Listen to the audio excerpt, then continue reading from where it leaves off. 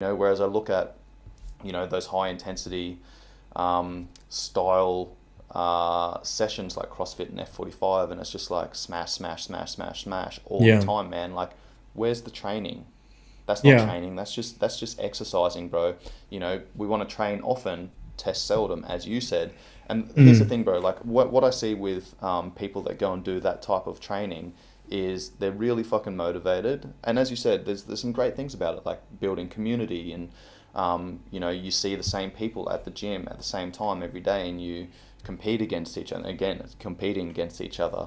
Mm. You're working hard, and you build that great community. But then, you know, after 6 to 8 weeks, you see really good results. But then people burn out, they start getting injured, Yeah. or they continue going for another 6 months, and their body doesn't fucking change after that because it's adapted to what they're Yeah. doing, and they now need a new stimulus, which they're not getting because the Yeah. training sessions are just the same over and over and over again, just rebranded. Yeah. Yeah. I mean, talking about community and talking about um, pushing each other, competition within that group. That's one of the reasons why I like powerlifting so much for the veteran community. And I mean, it's just a Hmm. tiny little group of guys that I've got that I coach 3 days a week. Um, but we've got a huge age range. I've got guys that are still in their 20s, and I've got dudes that are in like their 50s. Um, and all of them compete, and all of them come to training, at least one of those days a week. But they'll train, 3 to 4 times a week anyway. But the best part about powerlifting is I see it as a team sport where at the end of the day, when you get up on the platform, you're only competing against yourself. You're only going up there and trying to do a little bit better than what you did last time. Because of the way powerlifting works, it's weight classes and divisions and all sorts of shit. Basically, you get up on the platform and you're not really competing against anyone else there. You might be lifting similar weights or you might be lifting something completely different. But realistically, all you care about is a little bit of a PB from the last time you got on the platform. And Hmm. I think that's really good for the veteran community because they need that challenge. They need a goal, um, especially combat veterans, especially ex-infantry guys, stuff like that.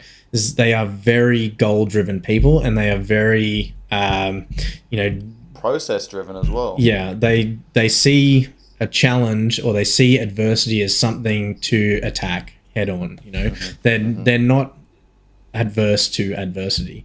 In fact, they tend to seek it out in some way or another after they've left the military, and a lot of the time that can cause some issues if it's not done in a healthy way.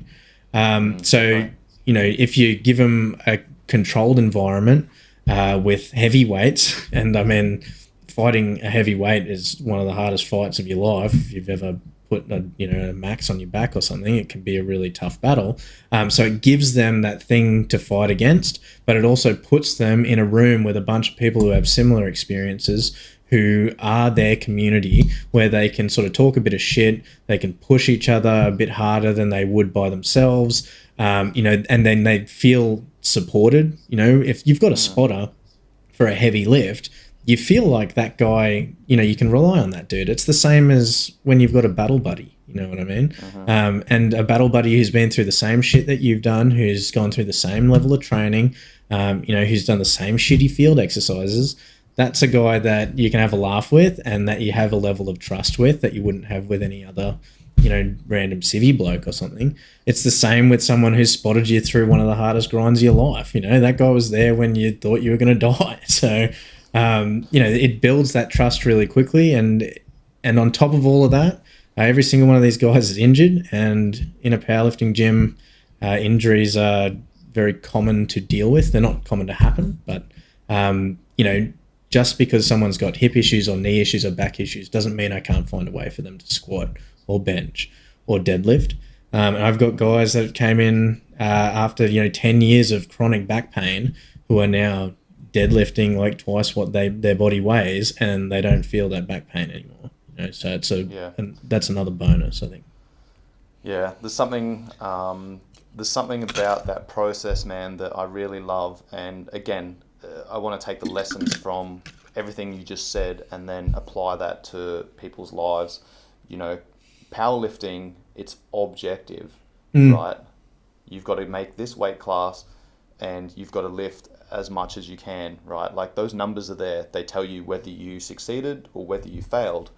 And then you get your total at the Mm. end. Okay, you then take that away and you do an AAR. All right, what can I fix? How am I going to do that? What can I improve? How am I going to do that? What can I sustain? Maybe tweak a little bit. All right, and then Mm. guess what? You know you've got another date coming up where the next powerlifting meet's going to be. I know I've got whatever 16 weeks. Cool. I'm going to reverse engineer that. A week Mm. out, I want to be here. 2 weeks out, I want to be here. 3 weeks out, 4 weeks out, I want to be here. Blah blah blah. So then you start setting these little checkpoints along the way. Okay, Yeah. how am I going to be able to get to that point? All right, I need to be doing this, this, this, this. Then you start going through your program. You start putting that together. You're looking at your nutrition. So again, like I love that process of being objective because then you can structure, then you can plan, then you can start walking that path and then tweak and adjust on the way. Whereas if you put that up against, like the F45 or the CrossFit or whatever, like, I mean, CrossFit does have those, what are those workouts called? The, I'm having a brain fart, like the girls, the heroes, the benchmark WODs, that's what I was trying to think of, Right. which is a test to, as you said, see where you're at, see if you're progressing, but, Mm.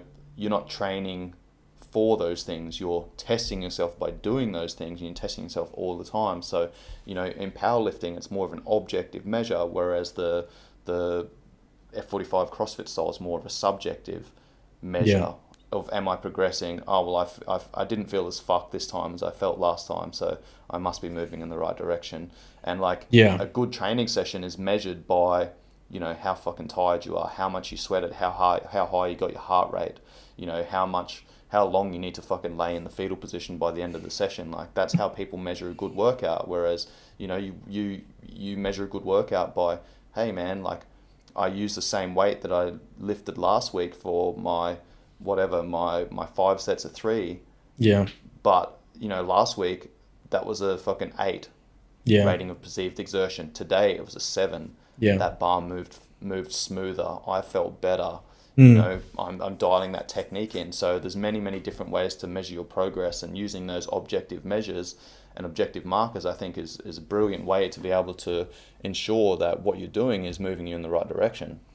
Yeah. And I mean, the last thing I know either of us want to do is rag on every single CrossFit coach or whatever out there. If there are great coaches in CrossFit. I'm a CrossFit coach. Yeah. And they know exactly what they're doing, and they produce really, really good athletes.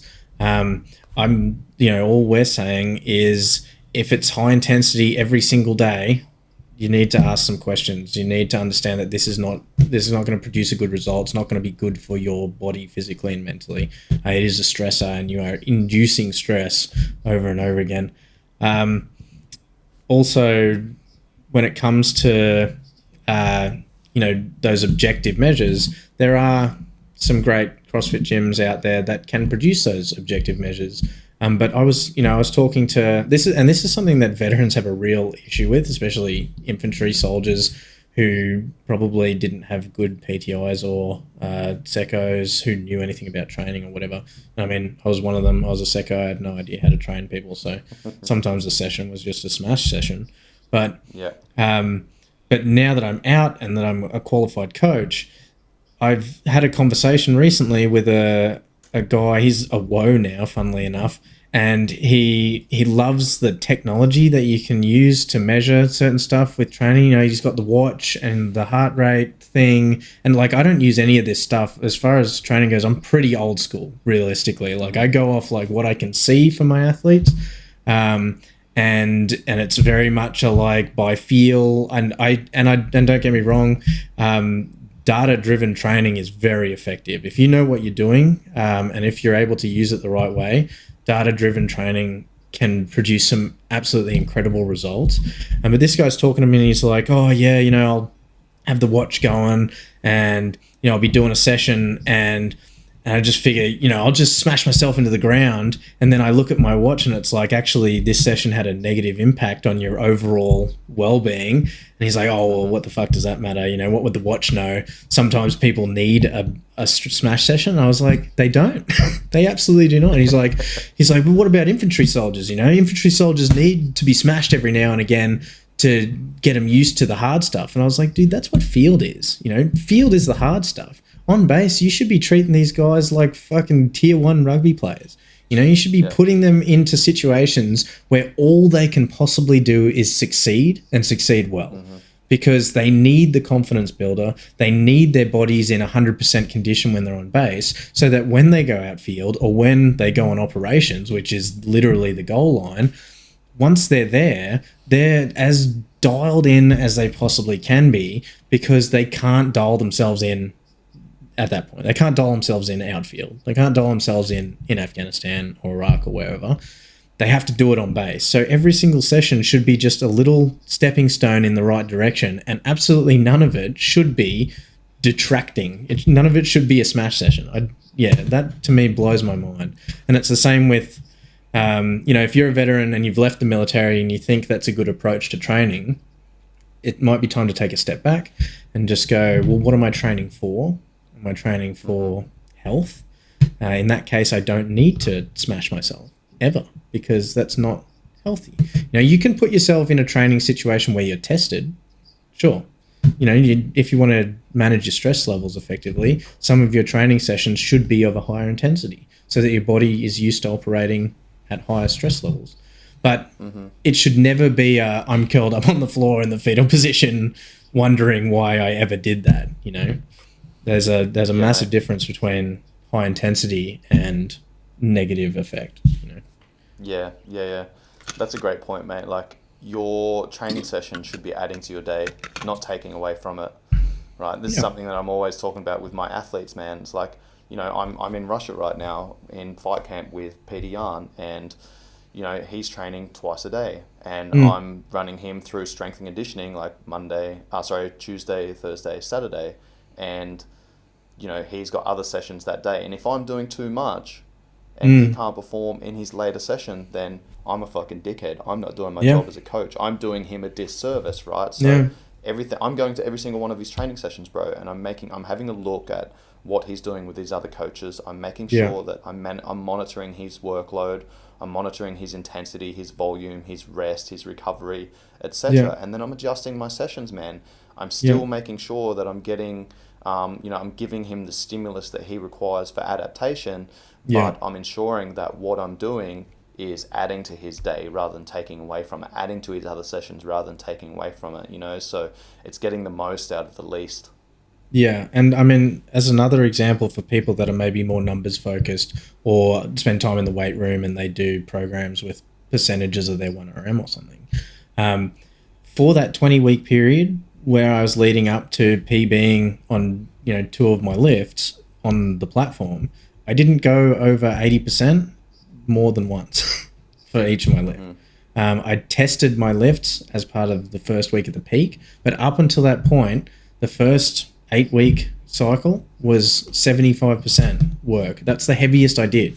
And then for the next, it's 80% work. And there's some AMRAPs in there to force that kind of stimulus and adaptation. But apart from that, I'm not maxing out regularly, and that produces an incredible result in a raw athlete. For people on PEDs, changes need to be made because they can adapt much faster. However, if you're just a regular person and you want to continuously get stronger or get better or get fitter, you need to be working in the range between like 65 and 80%. And that's where you push yourself. You push yourself in a very manageable environment. You shouldn't be hitting 95% much. You shouldn't be hitting 100% like almost ever, really, until it gets to competition day. Because those 100% sessions, those ones hurt your body more than they help it. You know what I mean? Oh, 100%. And again, that's taking away from your training and your day, right? Like, it takes the higher your intensity, the harder you work, the longer it takes to recover. Yeah. Yeah. Yeah, man.